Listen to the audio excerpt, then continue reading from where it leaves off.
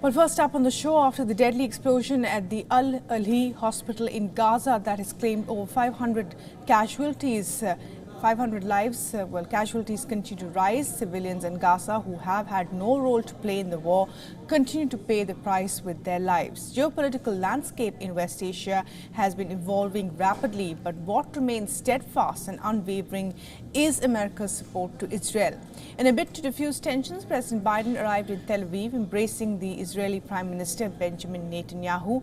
Biden offered his solidarity to the wartime Prime Minister. His statement, where President Biden says he is outraged by the explosions but believes the terrorists to be behind the attack, is not sitting right with the Arab nations. I've seen your support every day in the depth and breadth of cooperation that we have had since the beginning of this war. A level of cooperation that is truly unprecedented in the history of the great alliance between our two nations.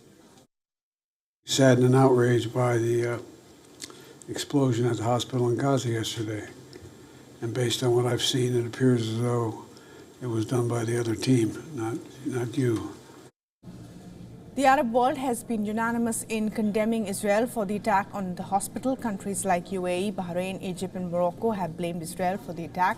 The Egyptian president called the deliberate bombing a clear violation of the international law. Saudi Arabia described the blast a heinous crime committed by Israeli occupation forces.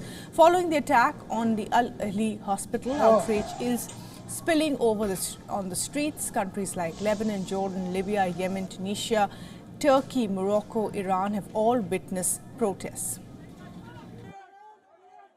مردم فلسطین واقعا کاری نمیکنه، چیزی نمیخوان، حق طبیعیشون آقا خونه‌شونه، نمیخوان برن. The Arab bloc has gone into a huddle in the Saudi city of Jeddah. The Organization of Islamic Nations has convened an emergency meeting to discuss the situation in Palestine. The foreign minister of Iran, one of the most vocal critics of the Israeli state, landed in Saudi Arabia earlier today for the meeting.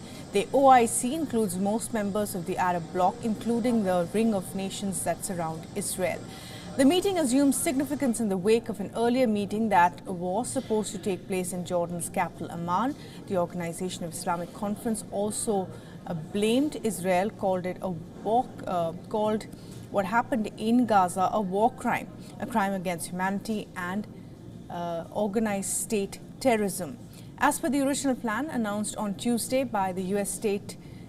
Secretary of State Antony Blinken, the U.S. President was all set to hold talks with the Egyptian President Abdel Fattah al-Sisi, the Palestinian leader Mahmoud Abbas and Jordan's King Abdullah II. The meeting would have followed his Israel visit and was widely speculated to offer a healing touch to the war-torn region.